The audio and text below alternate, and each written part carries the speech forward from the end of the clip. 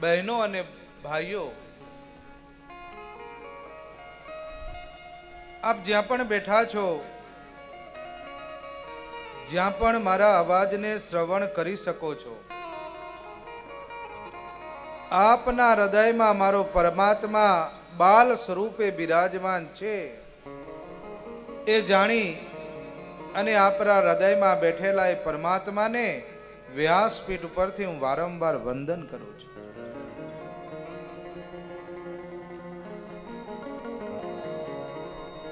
આવો વાલા ભક્તજનો,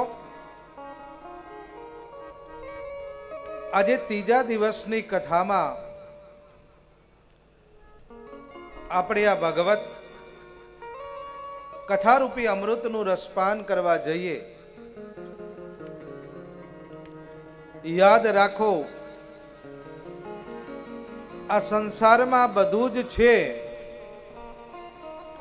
પણ જેના ભાગમાં જેટલું હશે ને એટલું પ્રાપ્ત થશે. કારણ કે સકલ પદાર્થ હૈ જગ માહી અને ભાગ્ય બિના નર પાવત નાહી. આપ બધા ખૂબ ભાગ્યશાળી છો. આપના મુખાર બિંદુ પર સ્પષ્ટ દેખાય છે કે મારા પરમાત્માની અમી દ્રષ્ટિ આપના ઉપર પતરી પડે. પતરીભાઈ, પરમાત્માની અમી દ્રષ્ટિ આપના ઉપર ખૂબ થઈ છે અને એટલે આપને આ કથા શ્રવણનો લાભ મળ્યો છે. આમે જન્મ જન્માંતરનું પુન અને હટાવી દે.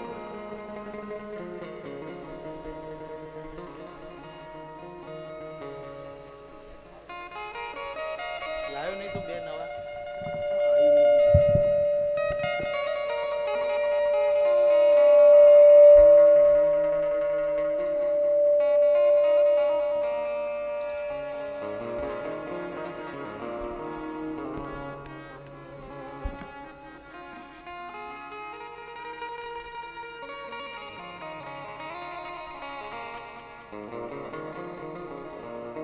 હલો,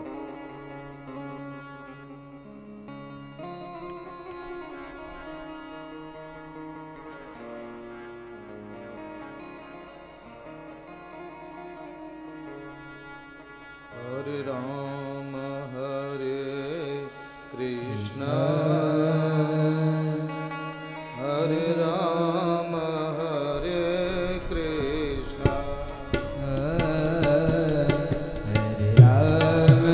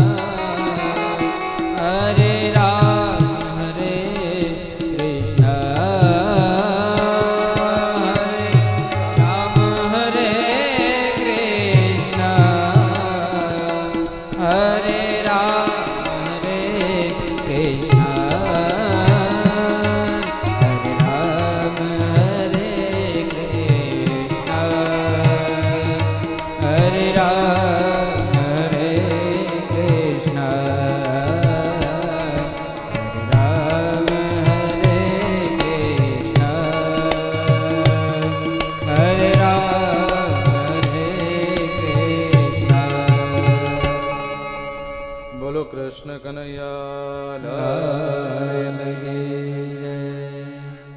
ભાગવત ભગવાન કી જય. આમાં સરસ બનાવી દેવે. હાલો, હજુ પત્રી આવે. પરમાત્માની અસીમ કૃપા આપના ઉપર ઉતરી હોય તો આ શ્રવણનો લાભ તમને મળે છે. અને એમાંય કાલે આપણે વાત કરી એવી રીતે કે પૂર્ણ શાંતિ ક્યારે કોઈને મળતી નથી. અને વાલા ભક્તજનો, જેને તમે સુખ સમજો છો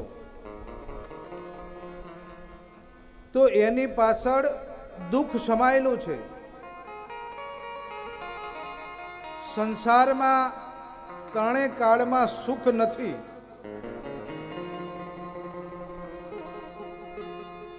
અને સુખ જેને તમે માનો છો તો એની પાછળ ક્યાંક ને ક્યાંક દુઃખ સમાયેલું છે અને છે. કારણ કે આપણે જે કંઈ પણ કરીએ છીએ એ ક્ષણિક સુખની પાછળ ઘણું બધું દુઃખ સમાવેલું છે. માનો કોઈ ભાઈ વ્યસન કરતા હોય અને જ્યારે અમે એને મુલાકાત કરીએ,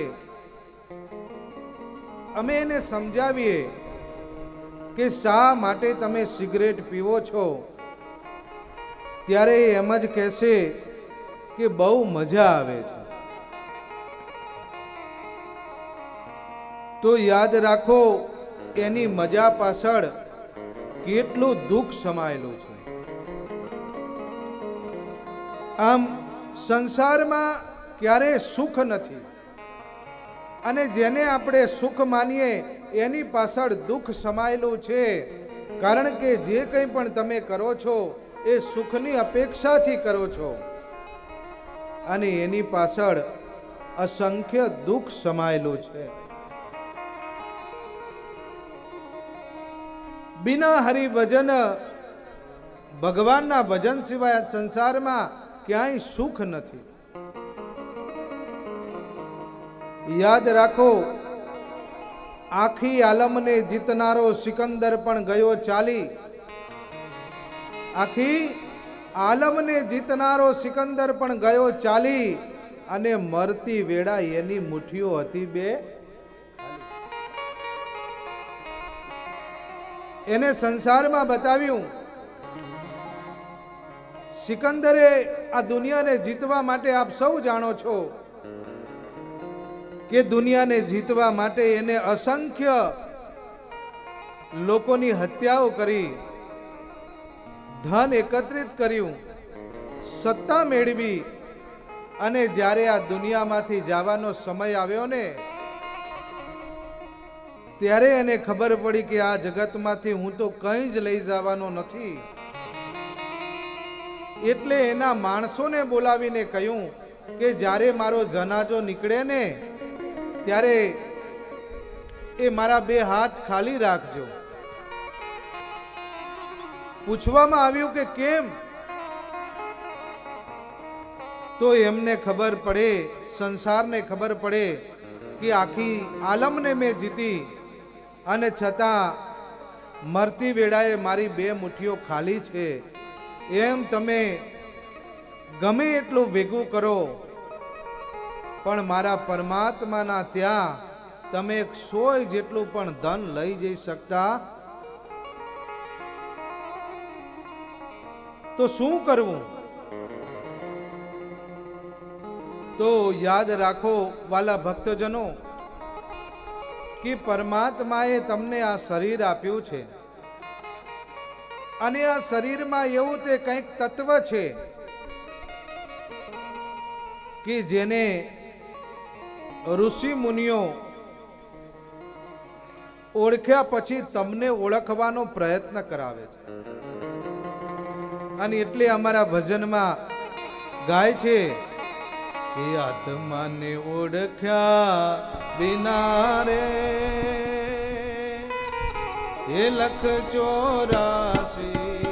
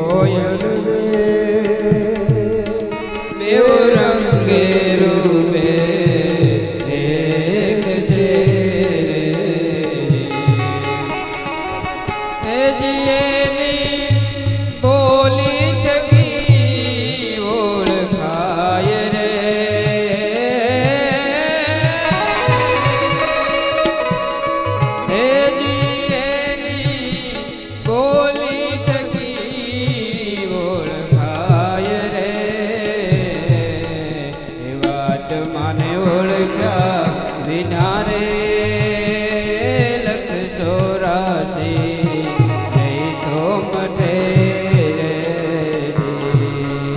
એવા ભમણાને ભાગ્યા વિના રે એ ભવના ફેરા નહીં તો મટે રે નહીં તો મટે રે આત્માને ઓળખ્યા વિના રે ભવના ફેરા નહીં મટે, એવી ભ્રમણાને ભાગ્યા વિના રે આ ભવના ફેરા નહીં મટે. આત્માને જ્યાં સુધી ઓળખશો નહીં ને ત્યાં સુધી બધું નકામું છે, યાદ રાખો. એટલે તમારા અંદર બેઠેલા પરમાત્માને ઓળખવાની જરૂર છે. કારણ કે વેદ વ્યાસ અને 17 પુરાણની રચના કર્યા પછી પણ જો શાંતિ ન મળી હોય અને એકદમ સરસ્વતી નદીના કિનારે શાંત થઈ અને બેઠા હોય, અને એ વખતે જ્યારે નારદજી આવે અને નારદ આવી અને એમને પૂછે છે કે તમે આટલા ઉદાસ કેમ છો, અને ત્યારે કહે કે મેં 17 પુરાણની રચના કરી પણ મને શાંતિનો અહેસાસ થયો નથી. ત્યારે કહે છે કે તમે 17 પુરાણની રચના કરી પણ તમારા ભાવમાં ભાગવત પુરાણ રાખ્યું નથી, ભાવમાં ભગવાનને રાખ્યા નથી, એટલા માટે તમને શાંતિનો અહેસાસ થયો નથી. યાદ રાખો, તમે કંઈ પણ કરો ને તો પરમાત્માને એ ભાવમાં રાખવાની જરૂર છે. દ્રૌપદીએ ભગવાન કૃષ્ણને પ્રશ્ન કર્યો કે હે ભગવાન કૃષ્ણ,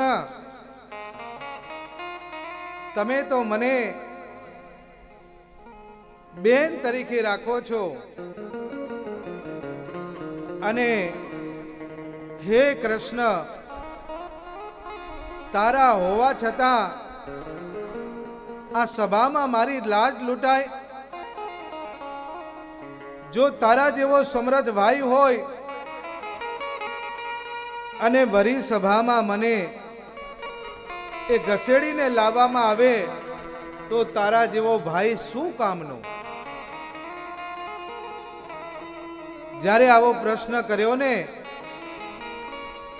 ત્યારે ભગવાન કૃષ્ણ દ્રૌપદીને વાત કરે છે કે તું મારી બેન, એમાં મને શંકાનું કોઈ સ્થાન નથી બેન, પણ જો તું મને પ્રશ્ન કરતી હોય ને તો હું પણ તને પ્રશ્ન કરું કે તારા 5 પતિ જ્યારે જુગાર રમવા, ચોકટે રમવા બેઠા ને ત્યારે એ 5 માંથી એકાદાએ જો મને યાદ કર્યો હોત ને તો તારી આ દશા ન આવે. અરે દુર્યોધને એ પાસા નાખવા એના મામાને આપ્યા, અને તારા 5 પતિમાંથી એકે જો મને પાસા નાખવા આપ્યા હોત ને તો તારી એક પણ વસ્તુ હું જવા ન દોત. એટલે ભાવમાં ભગવાનને રાખવાની જરૂર છે. કારણ કે કિત મુરલી કિત ચંદ્રિકા કિત ગોપિયન કે સાથ, કિત मुरली कित चंद्रिका कित गोपियन के साथ, अपने भक्त के कारण श्री कृष्ण भये रघुनाथ. તમારો જેવો ભાવ હશે ને એવો મારો પરમાત્મા તમને દર્શન દેવા માટે બંધાયેલો છે. અને આવી રીતે જ્યારે 17 પુરાણની રચના થઈ અને નારદજી એમને સરસ્વતી નદીના કિનારે મળે છે, અને ત્યારે નારદ પણ એમ કહે છે કે સાંભળો, મારો પણ ગયો જન્મ એ દાસીના ત્યાં થયો હતો, અને મારી માતા એ પણ સંતોના સેવા કરવા માટે જાતા, અને સંતો જ્યારે ચતુર્માસ ગાળવા માટે આવેલા અને એમાં હું મારી માતાની સાથે સેવા કરવા માટે ગયો. 4 માસ સુધી એ સંતોની સેવા થઈ, સંતોના સત્સંગનો મને લાભ મળ્યો અને સંતોની પ્રસાદી લીધી અને પછી મને પણ ધીમે ધીમે એ સત્સંગના લાભે મારો આત્મા છે ને મને ઓળખાઈ ગયો અને પછી તો હું ભગવાનના ભજનમાં એટલો લીન થઈ ગયો. એક દિવસ આ સંતો ચતુર્માસ કરીને નીકળતા હતા ત્યારે મેં સંતોને વિનંતી કરી કે મને પણ આપ સંતોની સાથે લઈ જાઓ, પણ સંતોએ મને ના પાડી કે આ જગતમાં જ્યાં સુધી તમારા માતા પિતાની સેવાનો લાભ મળતો હોય ને ત્યાં સુધી સંતોની સેવા કરવાથી કંઈ ફાયદો થતો નથી. ઘરમાં ઘરડા તમારા મા બાપની સેવા ન કરો અને અહીંયા આવીને સંતોને ફૂલોના હાર પહેરાવો કે સંતોને દક્ષિણા આપો તો ભગવાન રાજી થતા નથી મારા. એટલે હે નારદ, પહેલા તમારી માતાની સેવા કરો, પછી તો સંતોના વચનના ઉપર વિશ્વાસ રાખીને મેં મારી માતાની ખૂબ સેવા કરી. સમય જતા એક દિવસ મારી માં એ ગાય માતાને દોઈ રહ્યા હતા અને એ વખતે એમને સર્પદંશ થયો છે અને એમનું મૃત્યુ થયું છે. એના પછી મને કોઈ હરખ કે શોક પણ થયો નહીં અને ધીમે ધીમે મારો પણ આ બીજો જન્મ થયો છે. અને એક વખતે હું યમુના નદીના કિનારે એ આવી રહ્યો હતો, ત્યાં એક તરુણી સ્ત્રી, તરુણી એટલે યુવાન સ્ત્રી, એ નદીના કિનારે બેઠા હતા અને એમના ખોળામાં કોઈ બે વૃદ્ધ પુરુષ એ સૂતા હતા અને હું ત્યાંથી પસાર થયો એટલે મને કહેવામાં આવ્યું કે ભો સાધુ ઊભા રહો મહારાજ, આ બંને પુરુષોને તમે ઉઠાડો. મેં એમને પૂછ્યું કે આપ કોણ છો? એ યુવાન સ્ત્રીને મેં પૂછ્યું કે આપ કોણ છો અને આપના ખોળામાં સૂતેલા બંને વૃદ્ધ એ કોણ છે? ત્યારે એ તરુણી સ્ત્રીએ કહ્યું કે હું ભક્તિ મહારાણી છું અને મારા ખોળામાં સૂતેલા બંને મારા દીકરા છે. આપણાને પ્રશ્ન થાય કે યુવાન માતા અને એના બંને દીકરા એ વૃદ્ધ કેવી રીતે હોય? તો કળિયુગમાં આ જ વસ્તુ છે. એના ખોળામાં સૂતેલા બંને દીકરા એ જ્ઞાન અને વૈરાગ્ય છે અને ભક્તિ મહારાણી એ યુવાન. આનો આધ્યાત્મિક અર્થ એવો થાય મારા વાલા ભક્તજનો કે કળિયુગમાં ભક્તિ તો કરે છે પણ ખાલી કરવા પૂરતી ભક્તિ કરે છે, એમાં જ્ઞાન કે વૈરાગ્ય કંઈ હોતું નથી.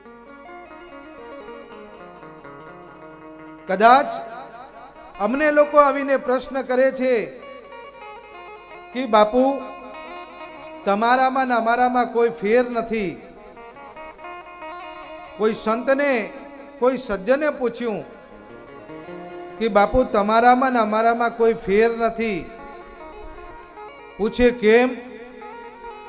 તમારી પાસે પૈસા આવે તો તમે મોટો આશ્રમ બનાવો, અમારી પાસે પૈસા આવે તો અમે પણ બંગલો બનાવીએ, તમારી પાસે પૈસા આવે તો તમે પણ નવી ગાડી લાવો, અમારી પાસે આવે તો અમે પણ ગાડી લાવીએ, અને એથી વધારે તમારી પાસે પૈસા આવે તો તમે પણ કંઈક કાર્યક્રમ કરો અને અમે પણ કાર્યક્રમ કરીએ. તો તમારામાં ને અમારામાં ફરક શું? આ સાધુ ને સજ્જન બંને રેલવેમાં મુસાફરી કરતા કરતા વાત કરી રહ્યા હતા, અને બંનેનો સંવાદ ચાલુ હતો. ત્યારે એ રેલવે કોઈ સ્ટેશન ઉપર ઊભી રહી.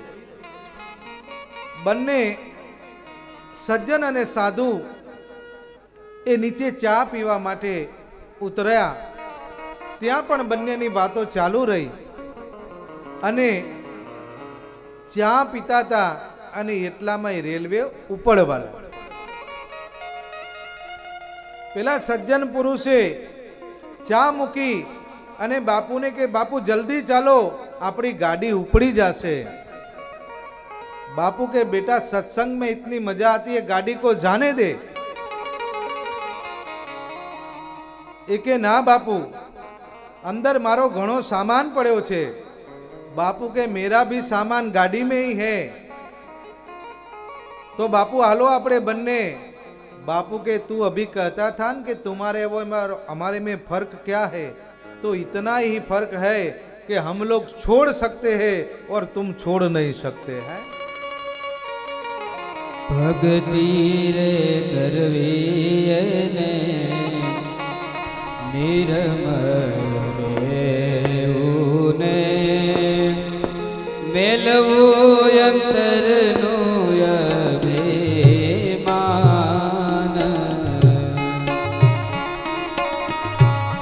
भक्ति रे करवी ने निर्मल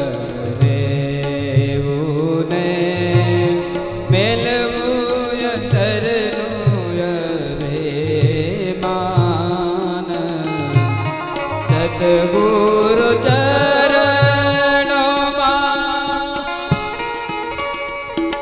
शीश नमाऊने. सतगुरु चरणों शीश रे नमावीने प्रेम थी रे लागवो पाय. भक्ति रे करवी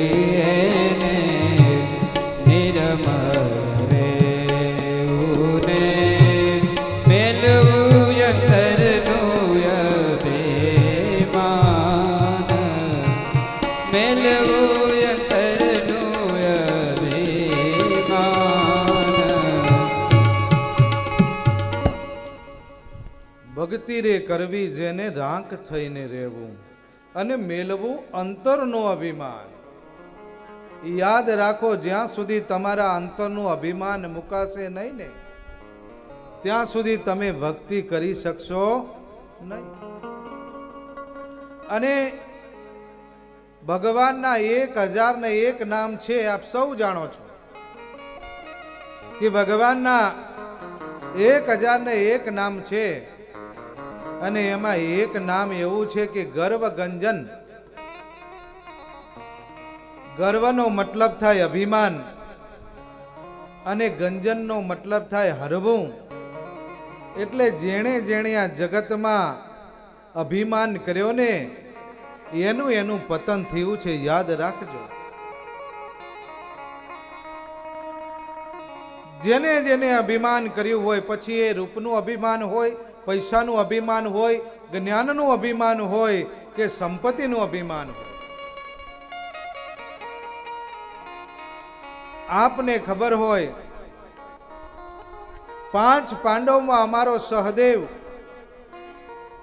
એટલો બધો જ્ઞાની, એટલો બધો જ્યોતિષ કે અગમ નિગમપણે જાણતો, અને કોઈ પણનું ભવિષ્ય છે ને એ જાણી લેતો. અમારા ઘનશ્યામ બાપુ પણ બહુ સારા જ્યોતિષ છે, કાલે એનો દાખલો અમે પણ જોયો. અમે સાંજે અમારા ઉતારે ઘનશ્યામ બાપુ સાથે બેઠા હતા અને જ્યોતિષની જ્યારે વાત નીકળી ત્યારે એમને એક કુંડલી જોવાની વાત કરી કે આપ આ કુંડલી જુઓ. અને બાપુએ કુંડલી જોઈ અને તરત જ કહી દીધું કે આ વ્યક્તિ આવો હશે, આને આ નિશાની હશે. એ વ્યક્તિને એમને પહેલા ક્યારે જોયો નહોતો અને બધું જ્યારે કહી દીધું ને ત્યારે અમને ખબર પડી કે ખરેખર ઘનશ્યામ બાપુનું જ્યોતિષ છે ને ખૂબ પાવરફુલ છે. આમ અમારો સહદેવ પણ બહુ જ્યોતિષમાં પાવરફુલ હતો અને સહદેવને અભિમાન થયું કે મારા જેવું જ્યોતિષ કોઈ જોઈ ન શકે. અને ભગવાને સહદેવને બોલાવ્યો છે. સહદેવ આવો. સહદેવને આવીને પરમાત્માએ પ્રશ્ન કર્યો કે તમે જ્યોતિષ જાણો છો કે હા? તો સહદેવને ભગવાને પ્રશ્ન પૂછ્યો કે સહદેવ તમારું ટીપણું ખોલો, જુઓ અને વરસાદ ક્યારે વરસશે એ તમે મને કહો. સહદેવ બહુ હોશિયાર હતા. એમને વાત કરી કે હું જોઈને તો કહી શકું કે વરસાદ ક્યારે વરસશે. અને મનમાં જ્યારે આવી રીતે વાત કરતા હતા ત્યારે ભગવાને કહ્યું કે સહદેવ ઉતાવળ નથી, જવાબ તમે ભલે કાલ આપજો પણ જવાબ સાચો આપજો, નહીં તો તમારી બધી વિદ્યા પાછી લઈ લઈશ. અને સહદેવને ચિંતા થવા લાગી. ઘરે ગયા, બે હાથ પાછળ બાંધીને આમથી આમ આંટા મારવા લાગ્યા. અને ત્યારે જમવાનો સમય થયો. યાદ રાખો, તમે ચિંતામાં હોય ને તો તમને જમવાનું પણ સૂજે નહીં. ચિંતા કરવા લાગ્યા. પાંડવને નિયમ હતો કે 5 પાંડવ જમે ને પછી ભીમને જમવાનું. એટલે જમવાનું કીધું. ભીમે કહ્યું ભાઈ જમી લો એટલે મારો વારો આવે. સહદેવે ના પાડી, તમે જમી લો. કારણ મને પરમાત્માએ પ્રશ્ન પૂછ્યો છે કે વરસાદ ક્યારે વરસશે. તો ભીમ કે એમાં શું, તમે જોઈને જવાબ આપી દો.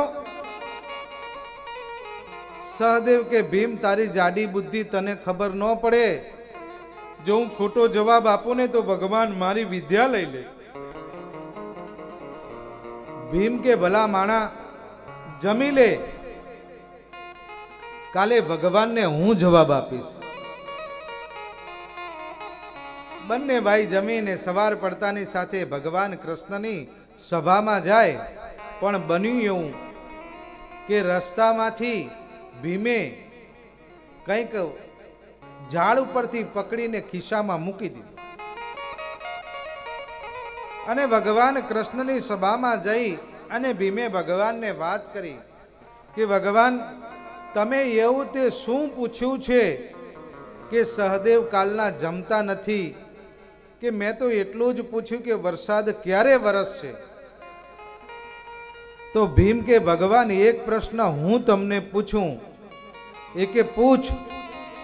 કે ભગવાન મારા ખિસ્સામાં શું છે? એટલે ભગવાન તો અંતર્યામી હતા. ભીમે આવતી વખત પેલી ચકલી આવે ઉડવાની, હવે તો ઓછી દેખાય, પેલા બહુ આવતી. એ ભીમે ચકલી પકડીને ખિસ્સામાં મૂકી હતી. ભગવાન અંતર્યામી છે. ભગવાને તરત જ કહ્યું કે ભીમ તારા ખિસ્સામાં ચકલી છે. ભીમ કે ભગવાન વાત સાચી, પણ હવે તમે કહો કે જીવતી છે કે મરેલી? ભગવાન મૂંઝાણા કે જો ભીમને એમ કહું કે જીવતી છે તો આ તો અંદર ને અંદર દબાવી દે, અને જો એમ કહું કે મરેલી તો એ જીવતી કાઢે. એટલે ભગવાને કહ્યું ભીમ તારા ખિસ્સામાં ચકલી છે, પણ જીવતી કે મરેલી એ તારા હાથની વાત છે. તો ભીમ કે ભગવાન વરસાદ તો આવવાનો છે, પણ વરસાવો કે ન વરસાવો તમારા હાથની વાત છે. આને શું કરવા હેરાન કરો છો?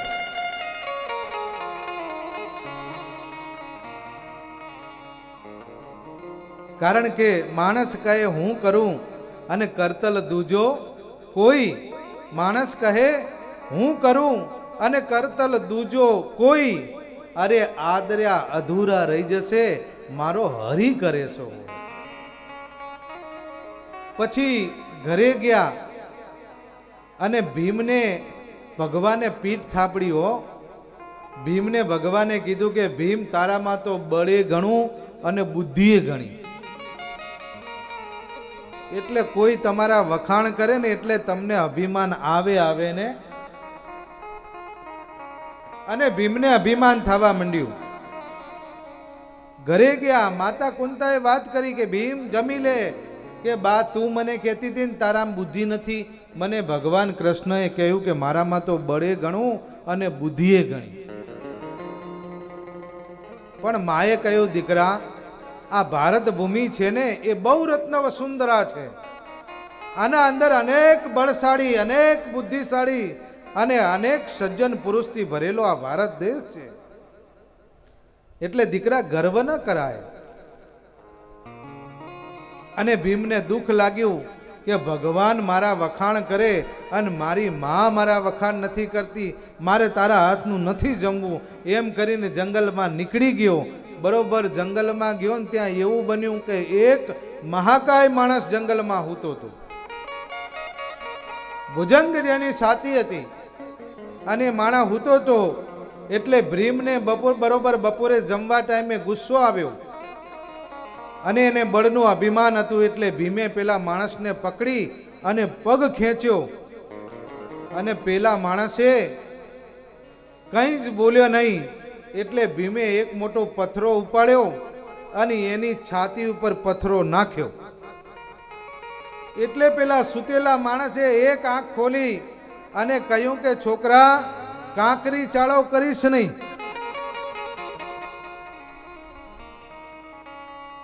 વળી ભીમે એના ઉપર બીજો પથ્થરો નાખ્યો. ત્યારે સુતેલો માણસ બોલ્યો કે હમણાં મારે સૂવું છે, તને કંઈ નહીં કરું, પણ મારી આંખ ખુલે ને તો ગમે ત્યાં હોય ને તને પકડીને મારી નાખો. અને ભીમ ત્યાંથી જંગલમાં ગયો અને બરોબર 5 વાગ્યાના પાછળ નજર કરીને તો પેલો હૂતેલો માણસ દોડતો આવતો તો પકડવા. અને ભીમને થયું કે હવે આ મારશે, ભાગો અહીંયાથી. અને ભીમ ત્યાંથી ભાગ્યો. પણ બન્યું એવું કે સામેથી એક માણસ આવતો તો એના 2 હાથ કપાયેલા હતા. એની પાછળ જઈને ભીમ જઈને કહેવા લાગ્યો કે મને બચાવો.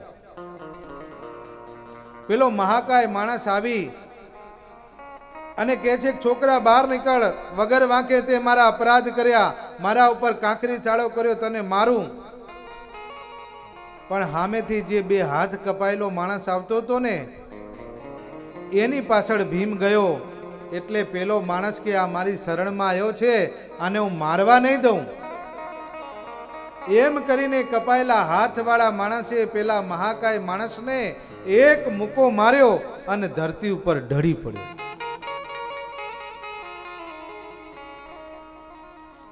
પછી ભીમને કે હવે તારે જ્યાં જવું હોય ત્યાં જતો રે, આ કાલ હવાર સુધી ઊભો નહીં થાય.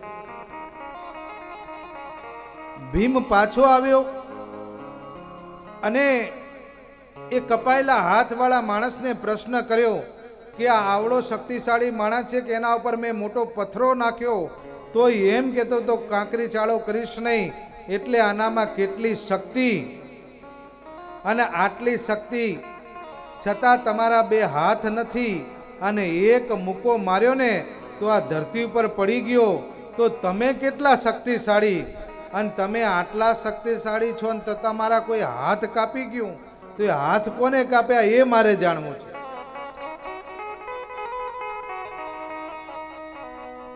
પેલો માણસ કે રહેવા દે, મને ગઈ ગુજરી વાત યાદ ન કરાવીશ.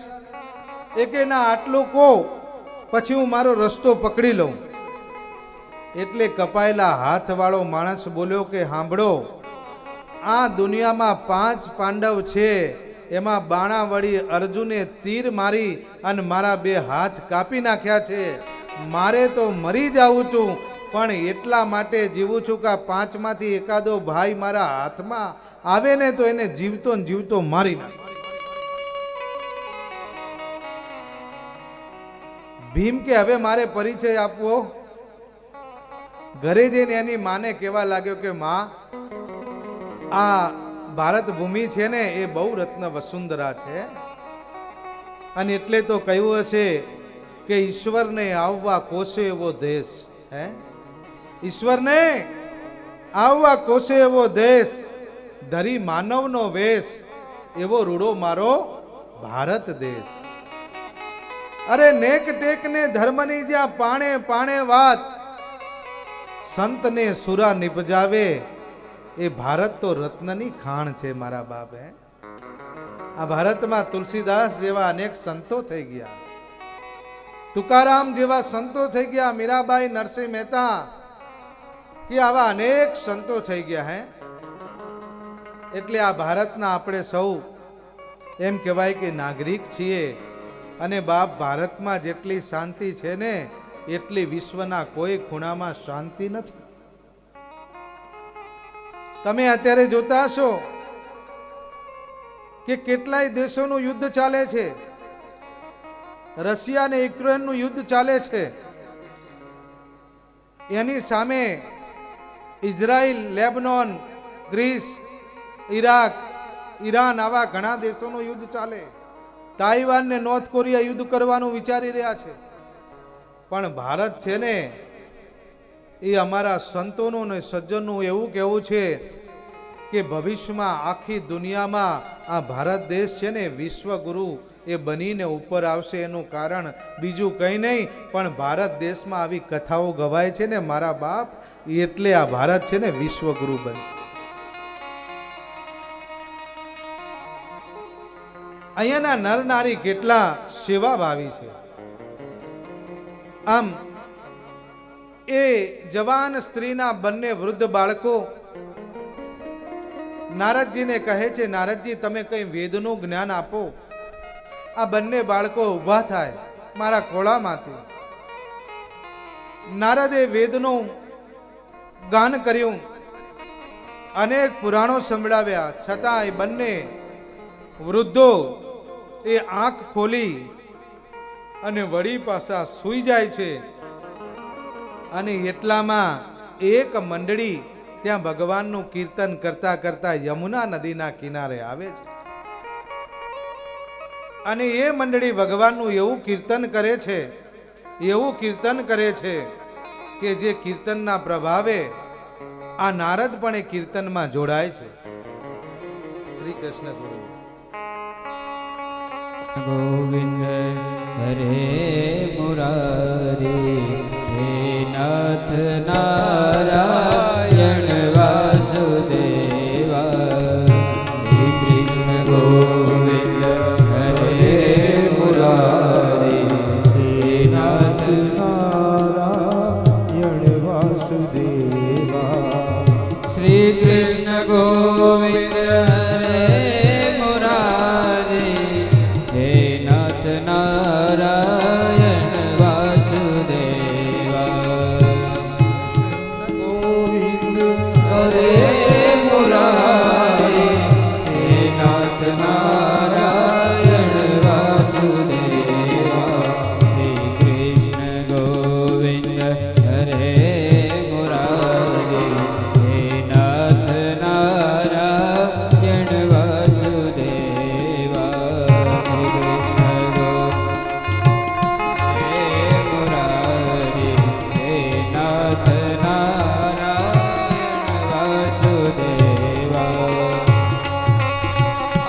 કીર્તન કરવા લાગ્યા અને કીર્તનના પ્રભાવે ધીમે ધીમે જે ભક્તિ મહારાણીના ખોળામાં સૂતેલા બંને બાળકો એ ધીરે ધીરે ઉઠવા લાગ્યા.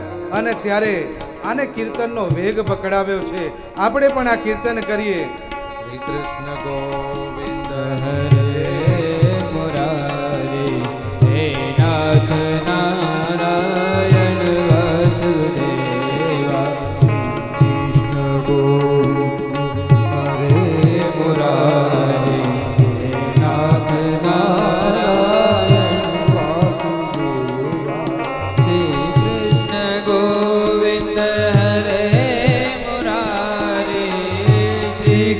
ગોવિંદ હરે મુરારી હે નાથ નારાયણ વાસુદેવા હે નાથ નારાયણ વાસુદેવા શ્રી કૃષ્ણ ગોવિંદ હરે મુરારી હે નાથ નારાયણ વાસુદેવા હે નાથ નારાયણ વાસુદેવા હે નાથ નારાયણ વાસુદેવા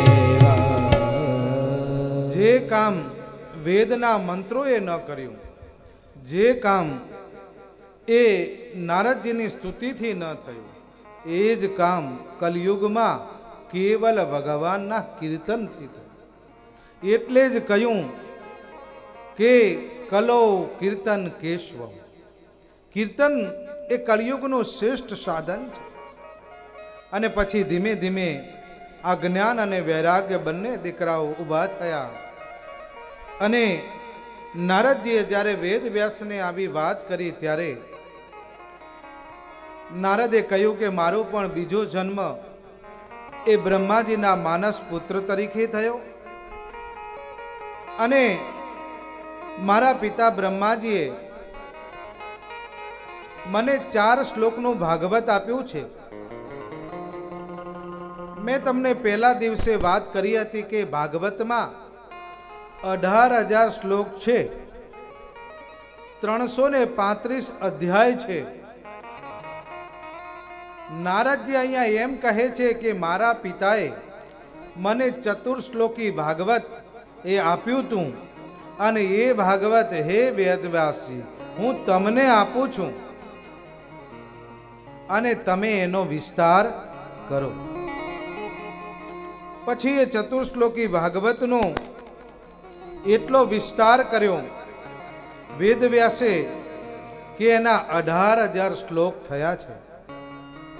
અને 18,000 શ્લોક થયા એટલે હવે વેદવ્યાસને શાંતિ થઈ. વેદવ્યાસને શાંતિ થયા પછી એમની જોડે પૂર્ણ જ્ઞાન થયું. અને પૂર્ણ જ્ઞાન થયું પછી એમને એવી ચિંતા થવા લાગી કે હવે આ જ્ઞાન હું કોને આપું. એટલે મનમાં પાછી અશાંતિ ઊભી થઈ. અને અશાંતિ ઊભી થઈ એટલે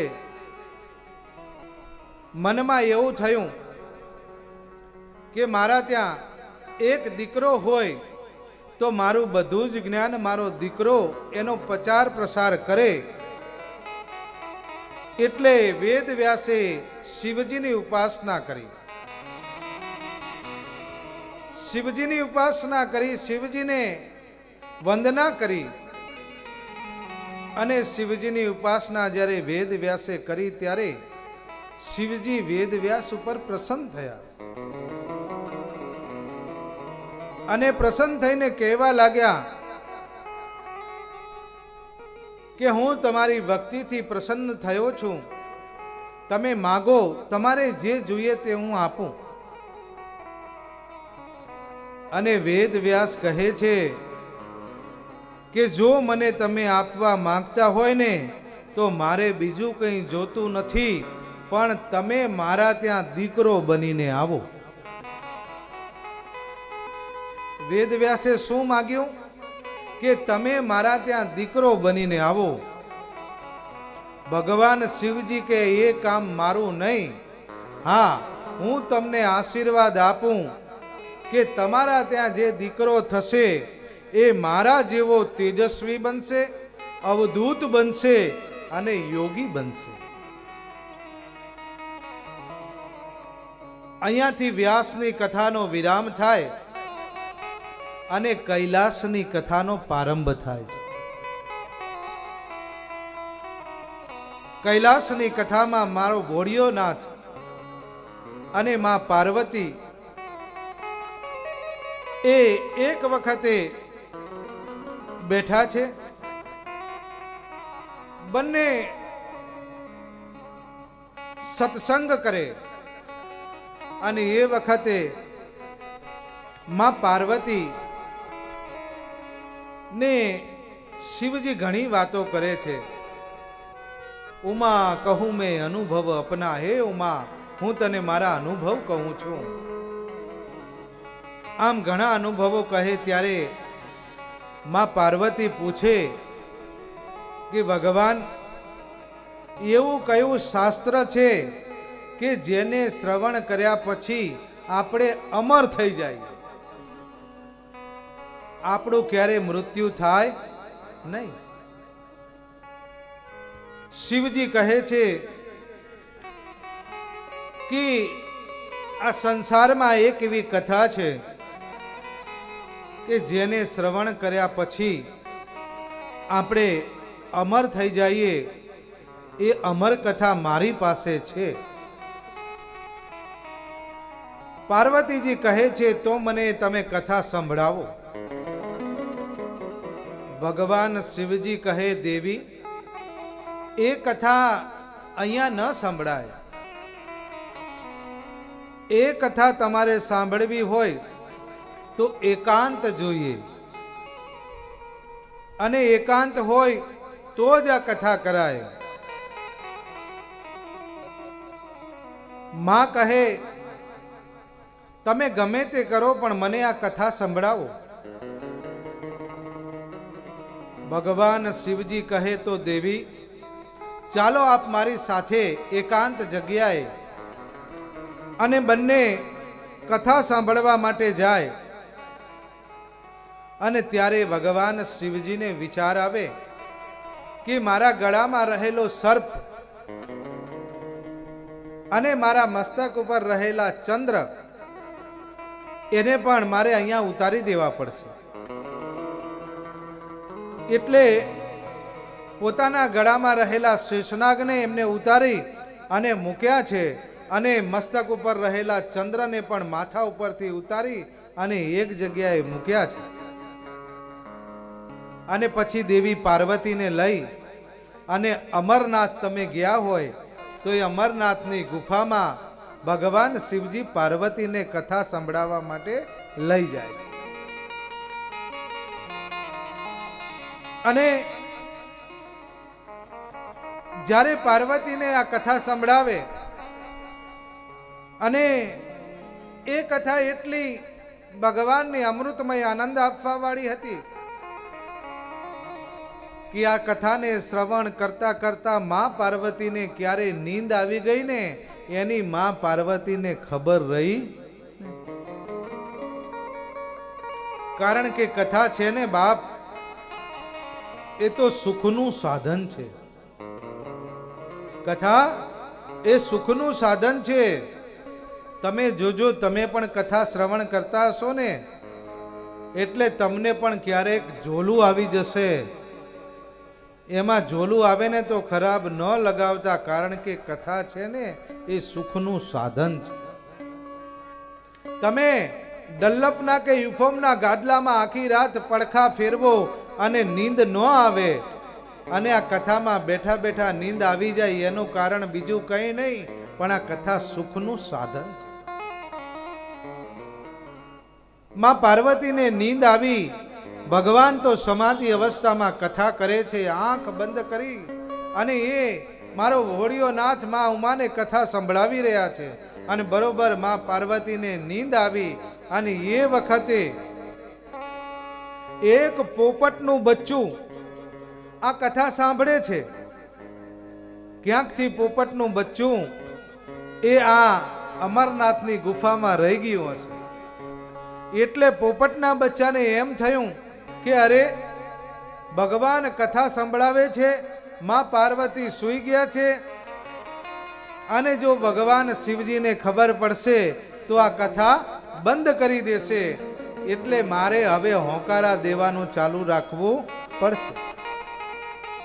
આમે આપણા ત્યાં નિયમ છે ઘનશ્યામ બાપુ કે કથા ચાલતી હોય ને એટલે હરે હરે કહેવું પડે. એનું કારણ શું છે કે કથાકારને ખબર પડે કે તમે બધા કથા સાંભળો છો. એટલે પોપટના બચ્ચાએ હરે હરે કહેવાનું ચાલુ રાખ્યું.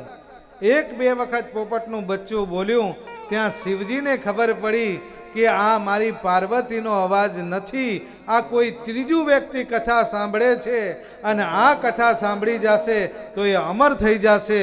માટે ભગવાન શિવજીએ આંખને ખોલી છે. આંખને ખોલીને જોતા ખબર પડી કે અરે આ પોપટનું બચ્ચું આ કથા સાંભળે અને એને ખબર પડી કે આ બચ્ચો જો કથા સાંભળી જશે તો અમર થઈ જશે. અને પોપટના બચ્ચાને જોતા જ ભગવાન શિવજી ત્રિશૂલ લઈ અને પોપટના બચ્ચાને મારવા દોડ્યા છે. પોપટનું બચ્ચું સરસ્વતી નદીના કિનારે એ આવે. ભગવાન શિવજી પણ એમની પાછળ પાછળ આવે છે.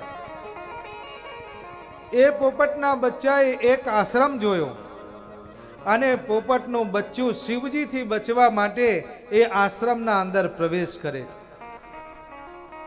અને એ આશ્રમ બીજા કોઈનો નહીં પણ વેદ વ્યાસજીનો એ આશ્રમ હોય છે. અને વેદ વ્યાસની પત્ની અરુણી એ આશ્રમની અંદર હોય. અને ત્યારે શિવજી આવીને બહારથી પૂછે છે કે વેદવ્યાસ ઘરે છે, આશ્રમમાં છે? અંદરથી માતા અરુણી અવાજ આપે કે ના, ઘરે નથી. આપણા ત્યાં પહેલા નિયમ હતો કે બહારનો કોઈ પણ પરપુરુષ આવે એ બહારથી પૂછે કે ફલાણા ભાઈ ઘરે છે, હોય તો જ ઘરની અંદર પ્રવેશ કરતા. એટલે શિવજી આશ્રમની બહાર જ ઉભા રહ્યા અને આ પોપટનું બચ્ચું એ આશ્રમના અંદર જતું રહ્યું. અને જ્યારે વેદવ્યાસ આશ્રમમાં આવ્યા ત્યારે શિવજીએ વેદવ્યાસને કહ્યું કે પોપટના બચ્ચાએ મારો અપરાધ કર્યો છે. મારી અમરકથા મારી પરવાનગી વગર સાંભળી છે અને પોપટના બચ્ચાને તમે આશ્રમમાંથી બહાર કાઢો. વેદવ્યાસ ના પાડે છે કે અરે આ પોપટના બચ્ચાને મારા ઉપર કેટલો વિશ્વાસ હશે કે બચવા માટે મારા ત્યાં આવ્યું એટલે હું એને નહીં મારવા દઉં. અને શિવજીએ વેદવ્યાસની આ વાત જોઈ અને વેદવ્યાસ ઉપર પ્રસન્ન થયા અને જાતા જાતા કહેતા ગયા કે હે વેદવ્યાસજી, આ જે પોપટનું બચ્ચું તમારા આશ્રમમાં આવ્યું એ જ આવતીકાલે તમારો દીકરો થશે. અને એ પોપટનું બચ્ચું માં અરુણીએ જ્યારે બગાસું ખાધું ત્યારે એના મુખ દ્વારા એના ઉદરમાં આવી ગયું છે. જે કથા પાર્વતી ન સાંભળી શક્યા, જે કથા શેષનાગ ન સાંભળી શક્યા, જે કથા ચંદ્ર ના સાંભળી શક્યા, એ કથા પોપટના બચ્ચાએ સાંભળી છે. એટલે જેના ભાગ્યમાં હોય ને બાપ, એ જ આ કથા શ્રવણ કરી શકે. અને પોપટના બચ્ચાને આ કથા મળી, એને આ કથા ધ્યાનથી સાંભળી છે. અને સાંભળ્યા પછી એ માતાના ઉદરમાં એનું જ્ઞાન છે અને એને એવું લાગે છે કે આ સંસારમાં કંઈ સાર નથી, એટલે હું બહાર આવું નહીં. અને 16 વર્ષ સુધી માતા અરુણીના ઉદરમાં આ પોપટનું બચ્ચું રહ્યું છે. અને પછી જ્યારે ખબર પડી કે માને તકલીફ પડે, પ્રસૂતિની શું વેદના છે એ તો માને જ ખબર હોય, એટલે આની વેદના માને થાય એ સમજી અને માં અરુણીનાથી જે બાળક થયું તે શિવજીના આશીર્વાદથી વેદવ્યાસના ત્યાં દીકરો બન્યા અને એનું નામ સુખદેવ પાડવામાં આવ્યું. બોલો સુખદેવજી મહારાજ.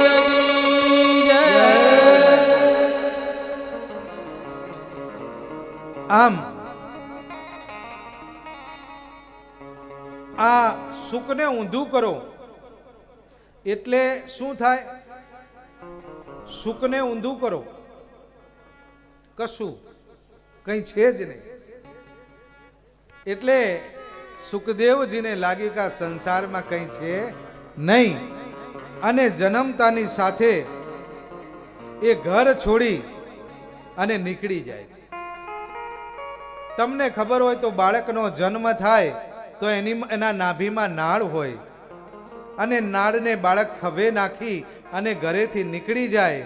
અને આ વેદવ્યાસ જેને આટલો બધો જ્ઞાન હોવા છતાં બાળકની પાછળ પાછળ જાય, એ મમતાથી કહે છે કે અરે હે દીકરા, તું મારો દીકરો છે, તું ક્યાં જાય છે? ઊભો રે. અને આમ પુત્ર લાલસામાં એની પાછળ પાછળ જાય. અને ત્યારે આ સુખદેવજી મહારાજ એક વૃક્ષના નીચે એની બખોલમાં જઈને ત્યાં ઊભા રહે છે. અને બખોલમાં ઊભા રહે ત્યારે આમે ભગવાન શિવજીનો આશીર્વાદ હતો કે તમારો દીકરો મારા જેવો અવધૂત થશે. અવધૂતનો મતલબ એ થાય કે કોઈના ઉપર એને મોહમાયા ના હોય. સિયારામ મેં સબ જગ જાને, કરહું પ્રણામ જોરી જુગ પાને. કોઈના ઉપર મમતા ન હોય. એમાં સુખદેવજીને કોઈના ઉપર મમતા નથી. અને પછી એ ઝાડના બખોલમાં ઊભા રહે. વેદવ્યાસ ત્યાં આવે અને કહે છે કે હે પુત્ર, તું મારો દીકરો છે અને જન્મતાની સાથે આ ઘરેથી કેમ નીકળી ગયો? ચાલ પાછા આપણે ઘરે જઈએ. તારી માં પણ એમ કહેવાય તારી રાહ જુએ છે. અને આટલો બધો જ્ઞાની પુરુષ એક બાળકને કગરે બેટા બેટા કરે એ જોઈ અને પેલા વૃક્ષના એ ઝાડમાંથી અવાજ આવ્યો કે હે મહારાજ, આપ તો સંત છો, જ્ઞાની છો, અને પુત્રમાં આટલી બધી મોહ માયા સારી નહીં. ત્યાંથી ગાયોનું ધણ નીકળ્યું અને એ ગાયો પણ કહેવા લાગી કે વેદવ્યાસજી, તમે પુત્રની મમતા આટલી બધી રાખો છો, સારી નહીં. કારણ કે આપણે બધા છે ને એ તો પરોપકારી છીએ. બીજાના માટે તમારો ને અમારો જન્મ થયો છે, માટે મોહ રખાય નહીં. અને કહેવા લાગ્યા છે રત્ન રૂપાળા, ઝાડવા પોતે રે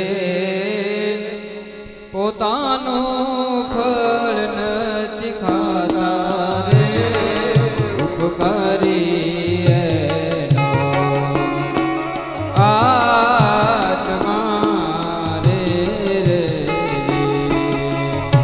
ઝાડવા પોતે રે પોતાનું ફળ નથી ખાતા રે, ઉપકારી એનો આત્મા રે રે.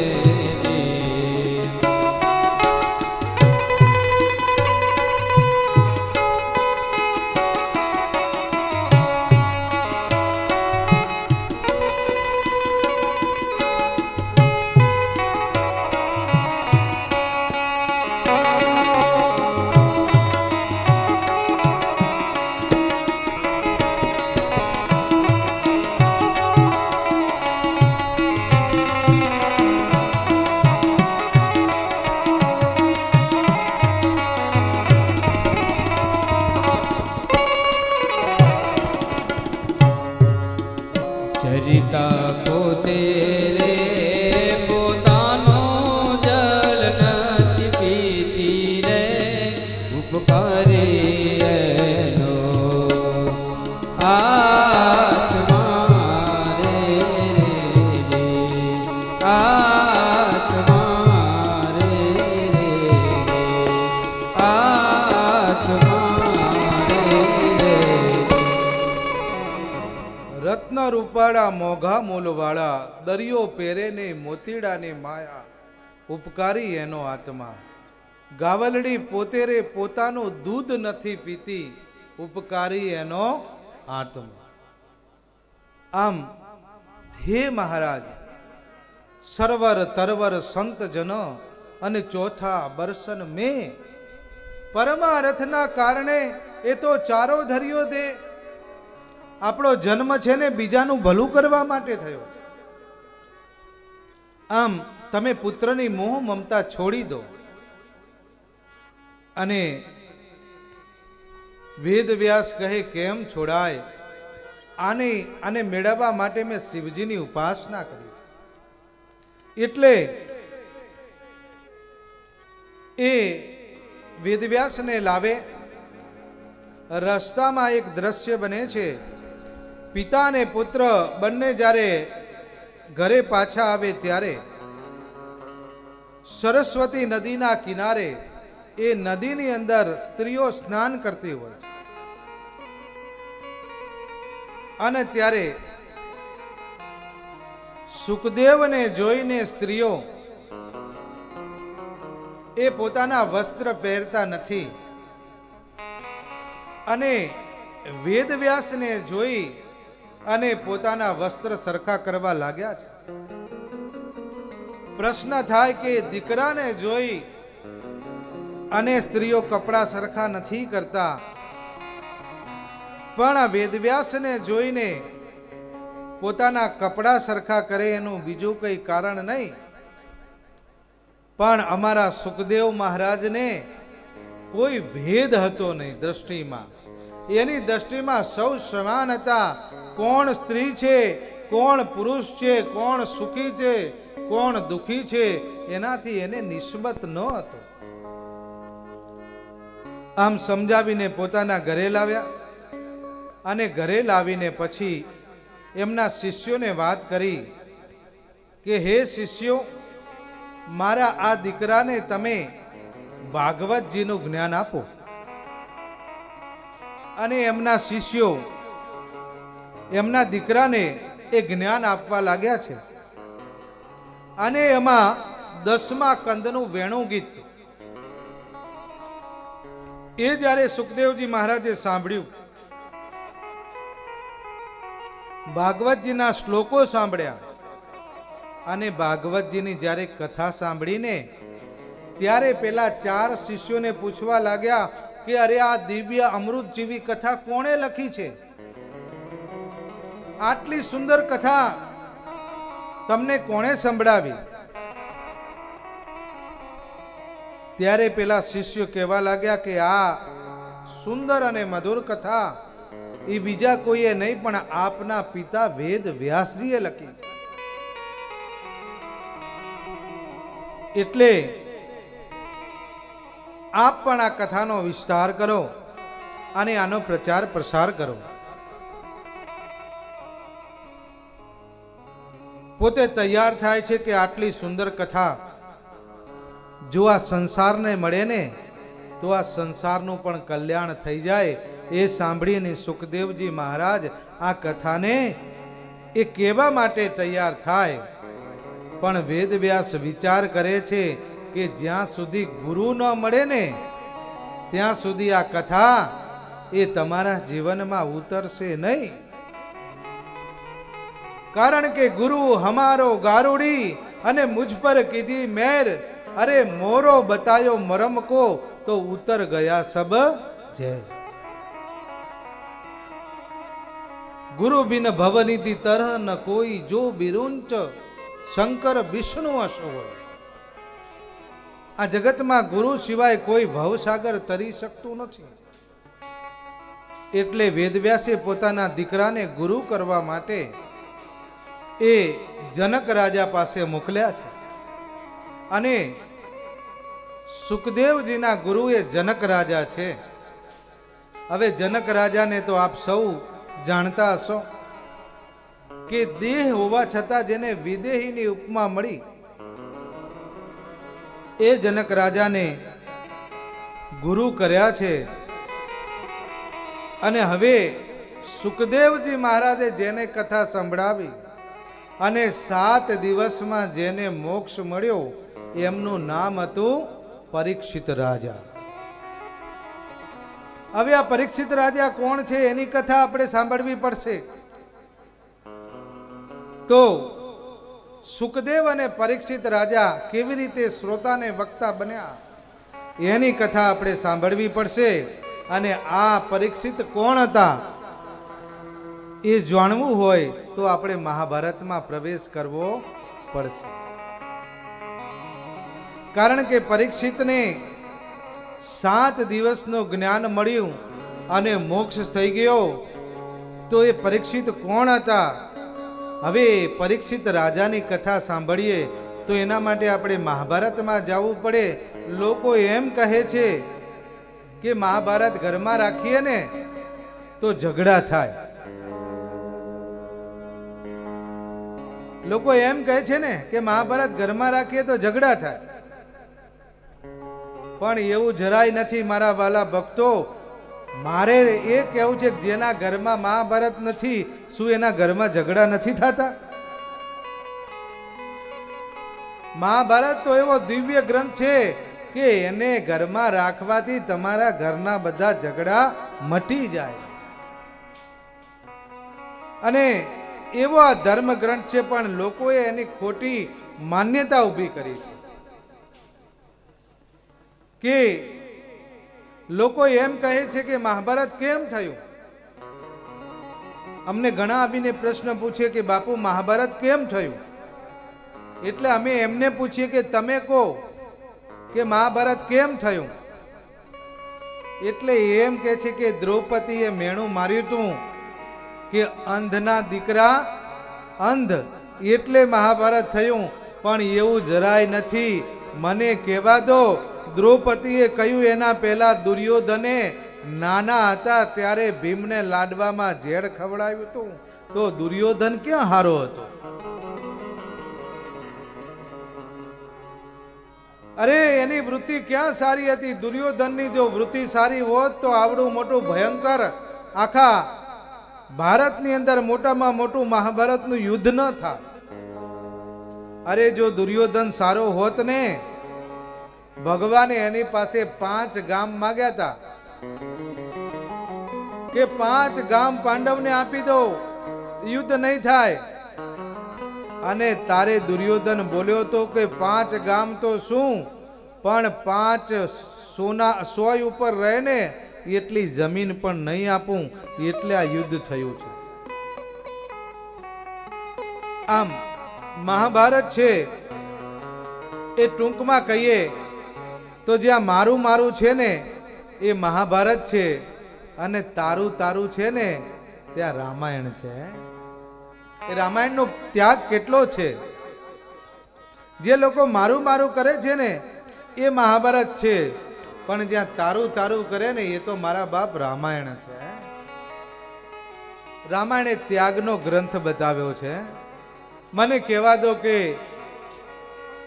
કૈકેયીજીના કહેવાથી મહારાજા દશરથે વચન આપ્યું, 14 વર્ષ ભગવાન રામને વનમાં જવાનું કહ્યું હતું. એની સાથે સીતા માતા ગયા, એમને ક્યાં વરદાન હતું? એમની સાથે લક્ષ્મણ ગયા.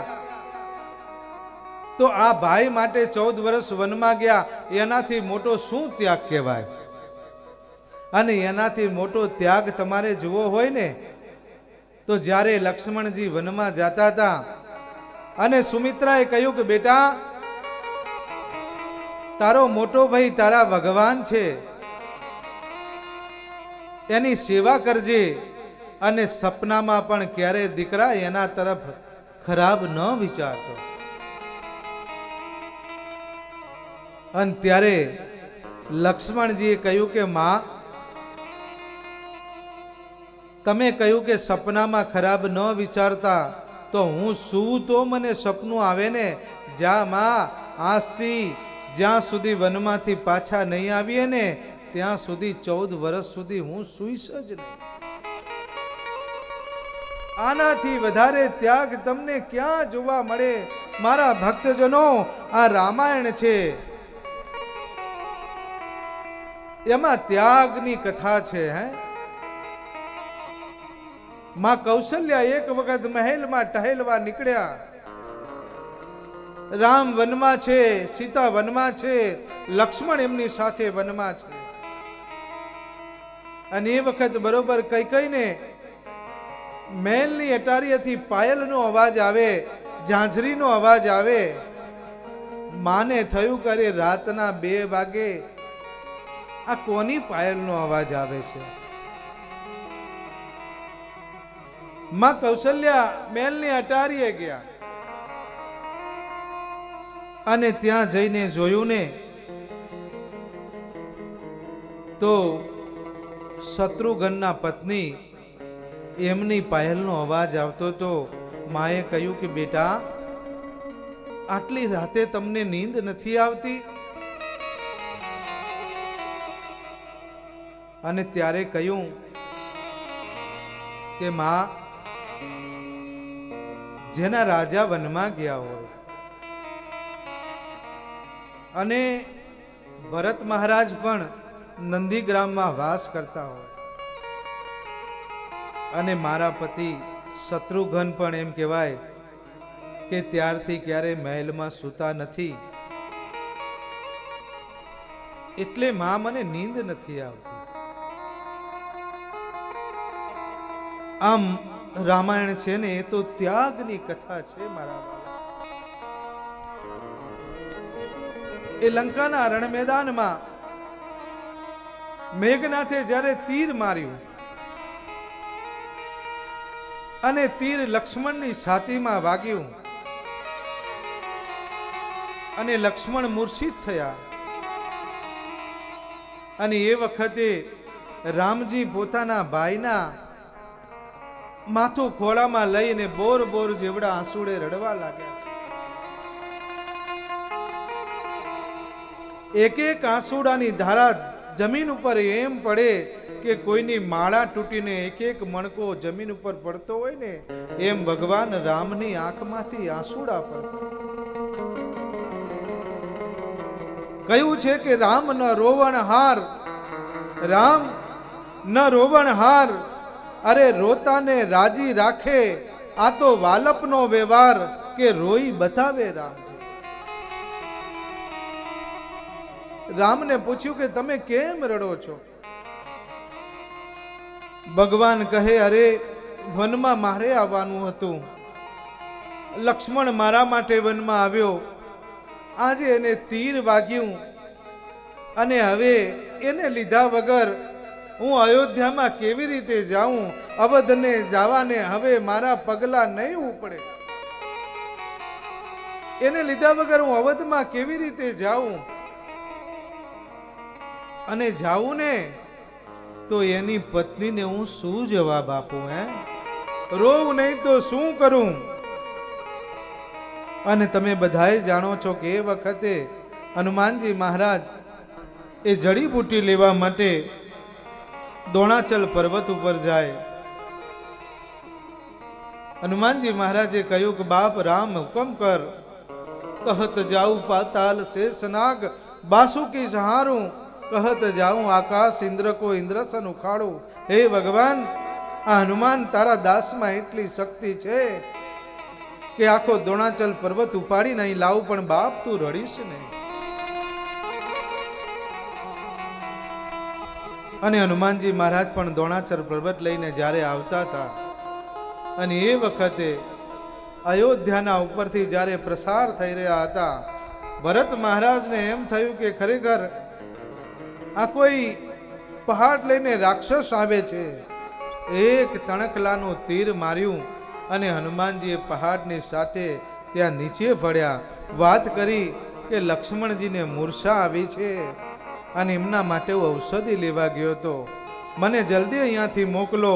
સવાર પડતા જો ઔષધિ લક્ષ્મણને નહીં આપું ને તો કદાચ લક્ષ્મણ ઊભા ન થાય. અવધમાં બધા રડવા લાગ્યા હતા, પણ લક્ષ્મણની પત્ની સુમિત્રાએ રડતી નથી. પૂછ્યું કે તને કેમ રડવું નથી આવતું? અને ત્યારે સુમિત્રાએ કહ્યું કે જ્યારથી લક્ષ્મણ વનમાં ગયા છે ને ત્યારથી એક દિવસ મેં પણ મારા આંખમાં નિંદ્રા લાવી નથી. મારી તપસ્યાનું બળ છે ને એટલે મારા પતિનો વાળ પણ વાંકો ન થાય અને મારો ચૂડી અને ચાંદલો હંમેશા અમર રહે. આમ રામાયણ છે ને બાપ, એ તો ત્યાગની કથા છે. અને મહાભારતમાં તમે જુઓ ને તો જ્યાં જાઓ ત્યાં મારી શાસન, મારી શક્તિ, મારું બળ, જ્યાં જાઓ ત્યાં મારું મારું. એટલે જ્યાં મારું મારું છે ને ત્યાં મહાભારત છે, અને જ્યાં તારું તારું છે એ રામાયણ. પણ હવે આપણે પરીક્ષિત રાજાની કથા સાંભળવી હશે તો આપણે મહાભારતમાં પ્રવેશ કરવો પડશે. તો આવો સૌ સાથે મળી આપણે મહાભારતમાં પ્રવેશ કરીએ. શ્રી મહાભારત કથા, શ્રી મહાભારત કથા, શ્રી મહાભારત કથા, મહાભારત કથા,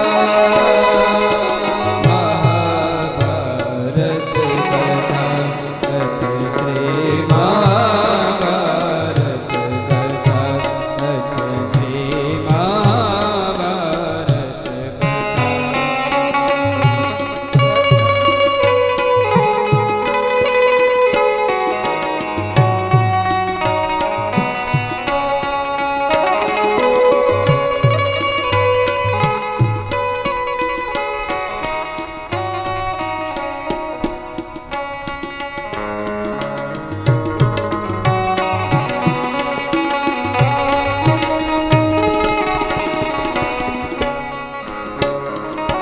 कथा है पुरुषार्थ की, स्वार्थ के परमार्थ की, सारथी जिसके बने श्री कृष्ण भारत पार्थ की, शब्द से कौशिक हुआ, शब्द साधो सिख हुआ, सारथी जिसके बने श्री कृष्ण भारत पार्थ की,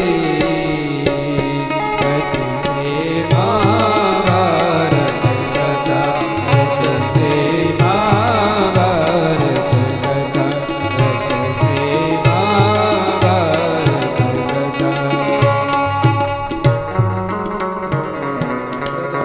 यदा यदा हि धर्मस्य ग्लानिर्भवति भारत, अभ्युत्थानमधर्मस्य तदात्मनं सृजाम्यहं, परित्राणाय साधूनां विनाशाय सदुष्कृतां, धर्मसंस्थापनार्थाय संभवामि युगे युगे, संभवामि युगे युगे.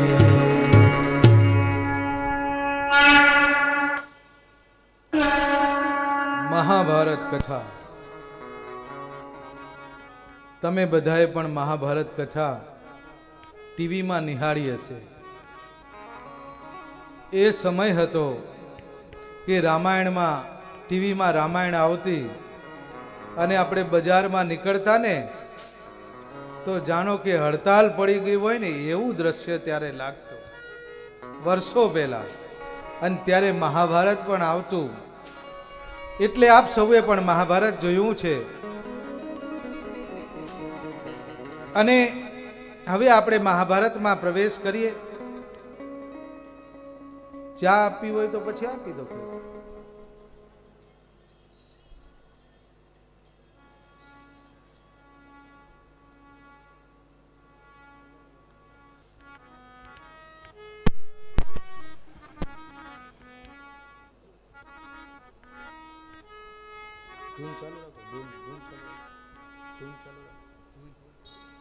ધૂન ચાલુ રાખો.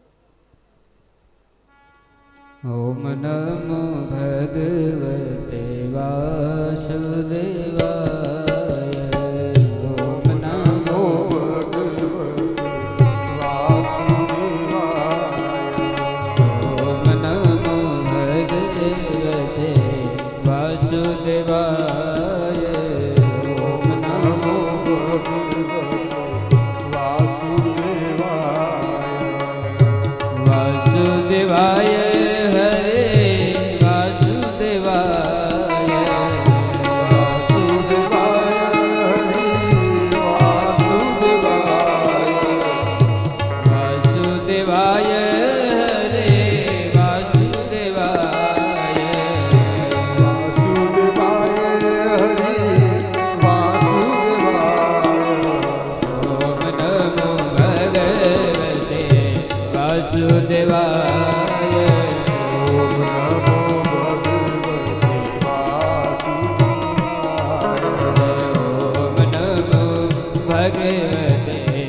વાસુદેવાય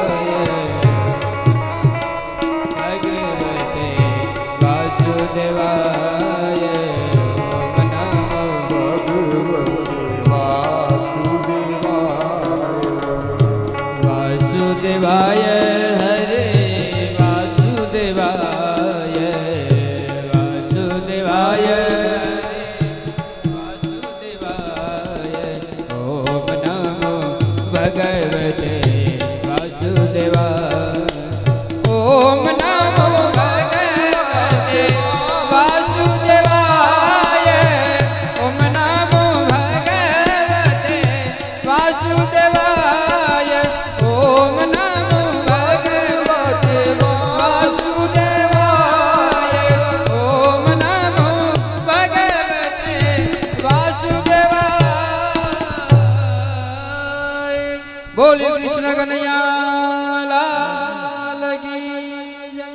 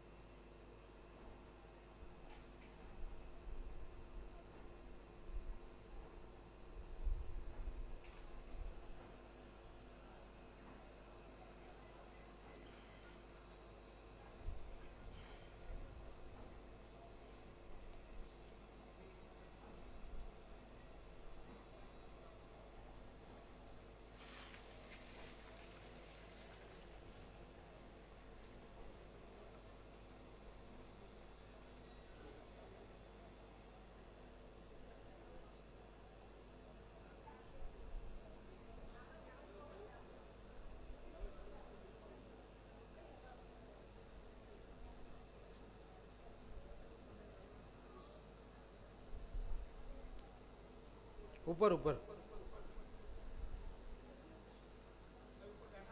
આગળ જો સાંભળો અહીંયા આવો.